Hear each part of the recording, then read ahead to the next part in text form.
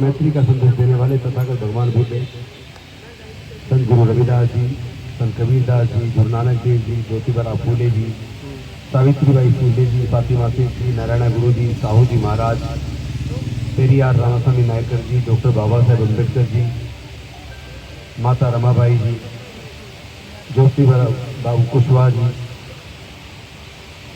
रामस्वरूप वर्मा जी, ललित सिंह यादव जी और तमाम संत गाड़गे महाराज सहित बहुजन समाज के सभी महापुरुषों के चरणों में कोटि कोटि नमन करते हुए आप सब साथियों को क्रांतिकारी जय भीम विनम्र नमो बुधाए। वैसे तो हमारे साथी लगातार सारे मुद्दों पे बात कर रहे हैं, तो कहने को कुछ नया नहीं है। जो मैं हमेशा बोलता हूं वही बात फिर से दोहराऊंगा कि अगर कुल्हाड़ी के अंदर लकड़ी काट के लकड़ी का बैटर ना बनाया जाए, जो पेड़ को काट के लगाया जाता है, तो कुल्हाड़ी फिर पेड़ नहीं काट पाएगी। पेड़ को काटने के लिए पेड़ को की एक शाखा को ही कुल्हाड़ी में लगाया जाता है और उसका इस्तेमाल किया जाता है। उसी प्रकार हमारे लोगों के हक अधिकार छीनने के लिए हमारे ही समाज में से कुछ चमचे ढूंढे जाते हैं और उन्हीं से अपने लोगों का कत्ल कराया जाता है। आपको याद होगा जब प्रमोशन रिजर्वेशन इन प्रमोशन, अगर आपको याद हो संसद में जब वो आया, उस बिल को फाड़ने वाले सांसद भी शेड्यूल कास्ट के ही थे। वो अलग बात है वो किसके हाथों में खेल रहे थे वो आप सब जानते हैं, उसको दोहराने की मुझे जरूरत नहीं है। और दूसरा एग्जाम्पल लाइव अभी का, जुम्मा 4 दिन हुए संसद के अंदर महिलाओं को 33% रिजर्वेशन देने का बिल आया। पूरे देश के सभी एसटी, एसटी, ओबीसी, माइनॉरिटी के सांसद इस आवाज को बुलंद कर रहे थे कि ये 33% नहीं 50% होना चाहिए और उस 50% में एससी, एसटी, ओबीसी, माइनॉरिटी को की महिलाओं को हक मिलना चाहिए। 131 सीट में से नहीं, बल्कि 50% महिलाओं को 50% सीट देकर उसमें से एससी, एसटी, ओबीसी महिलाओं को रिजर्वेशन दो तो महिला संपन्न होगी। लेकिन अनफॉर्चुनेटली जो पहले से संपन्न समाज है, क्योंकि आप जब तक ये ओबीसी का रिजर्वेशन लागू नहीं हुआ उससे पीछे का पूरे सर्वे कर लीजिए तो आपको किसी भी यूनिवर्सिटी में ओबीसी समाज के महिला असिस्टेंट प्रोफेसर भी ढूंढनी पड़ेगी। कोई प्रोफेसर तो खैर पुरुष भी नहीं थे उनके। ओबीसी रिजर्वेशन लागू उनका तो 2006 के आसपास हुआ है। उसके बाद ओबीसी समाज के assistant professor, associate professor, professor अब लगने शुरू हुए हैं। तो इसका मतलब ये नहीं है कि वो समाज में काबिलियत नहीं थी, काबिलियत तो थी।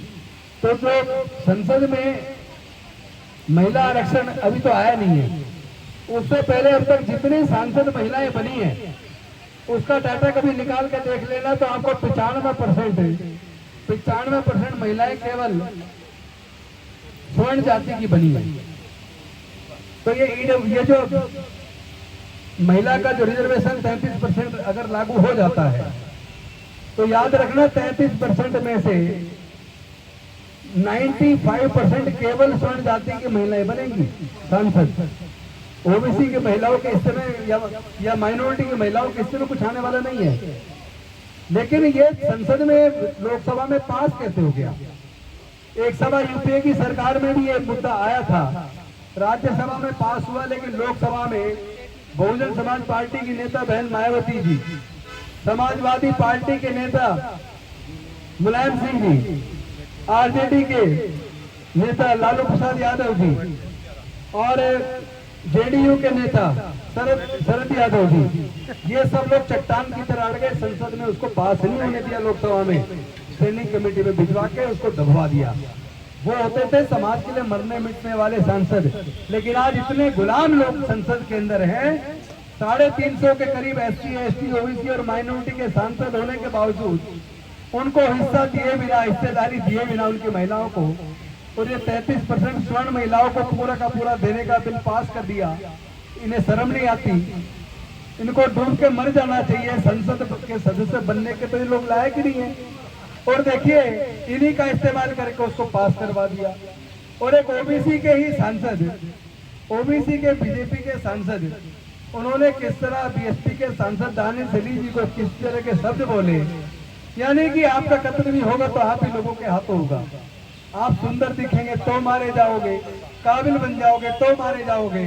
अभी 3 दिन पहले कर्नाटका में था, वहां भी मैंने ये बात मंच पे सबके सामने कही कि अगर डॉक्टर रितु सिंह एक काबिल प्रोफेसर ना होती तो शायद आज भी वहां होती। अगर वो SC ST OBC की बातों को सोशल मीडिया के माध्यम से नहीं बोलती तो वो आज वह परमानेंट सिलेक्शन उसका हो चुका होता। लेकिन वहां से जिस तरह टर्मिनेट किया गया, इससे साफ जाहिर होता है वो लोग परेशान हैं, डरे हुए हैं। वो लोग वो इस बात से डर रहे हैं कि अगर प्रोफेसर रितु सिंह जैसे लोग, अगर राजेंद्र गौतम जैसे लोग या और जो हमारे बुद्धिजीवी लोग निकल के आ रहे हैं, जैसे आपने अभी देखा हमारे प्रीतम बौद्ध जी ने एक अपनी कविता के माध्यम से बाबा साहेब का जन्म से लेकर मरने तक का पूरा चित्रण 10 मिनट की कविता में करने काबिलियत नहीं तो क्या है ये। हमारे लोग तो जन्मजात काबिलियत रहे, क्योंकि देश में जितने भी चीजों का निर्माण होता है, चाहे फ्लाईओवर बने, चाहे बड़ी बड़ी इमारतें बने, चाहे वो हाईवेज बने, चाहे हॉस्पिटल बने, चाहे कॉलेज बने, सभी प्रकार का निर्माण का काम हमारे समाज के लोग करते हैं। जितने फैक्ट्री है उसमें जो मशीनें चलाने का काम करते हैं, उससे जो निर्माण होता है हमारे समाज के लोग करते हैं। हमारे समाज के लोग तो पैदाइशी इंजीनियर है, वो मिट्टी को गूंथ के मिट्टी से ईंट बना देते, ईंट को पका के इतना लोहा लाट बना देते हैं जिसको तोड़ना आसान नहीं है, और कहते हैं इन लोगों में काबिलियत नहीं है।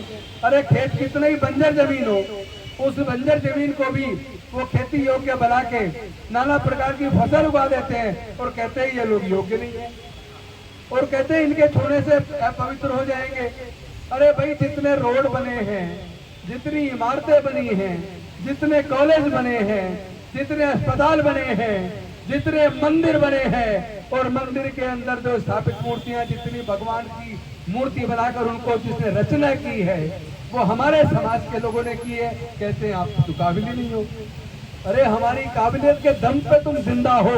भारत के निर्माण में, भारत को बनाने में, भारत को संवारने में हमारे लोगों का खून पसीना बहा है।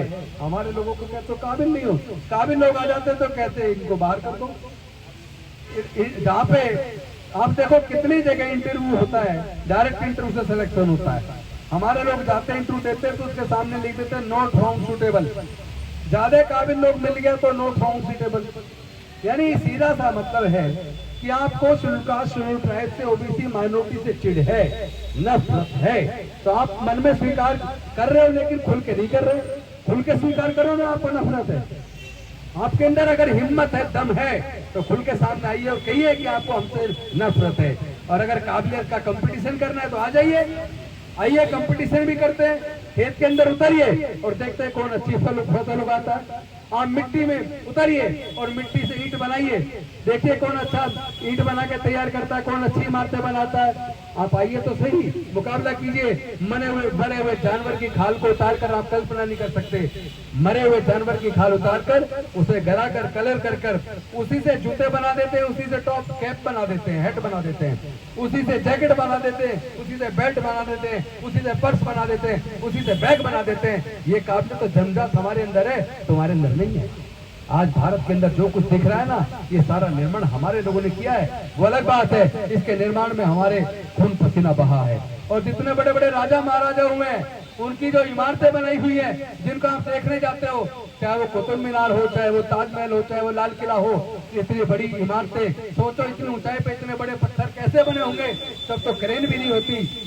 हमारे समाज के लोगों में वो काबिलियत है कि उन्होंने अपने ऊपर ढोकर वो सारे बड़े पत्थर वहां तक पहुंचाए हैं। कितने बार वो पत्थर गिरे होंगे, कितने हजारों लोग उन पत्थरों के नीचे दबकर हमारे समाज के लोग मरे होंगे। ये जितने ताजमहल या लाल किला जैसे बड़े बड़े महल बने हुए हैं, इनके अंदर हमारे लोगों का खून लगा हुआ है, इसीलिए उजड़े पड़े हैं, इसीलिए उनकी पीढ़ियां खत्म हो चुकी है। आज कोई पूछे जो बड़े बड़े राजा हुआ करते उनकी संतानें क्या कर रही है, क्योंकि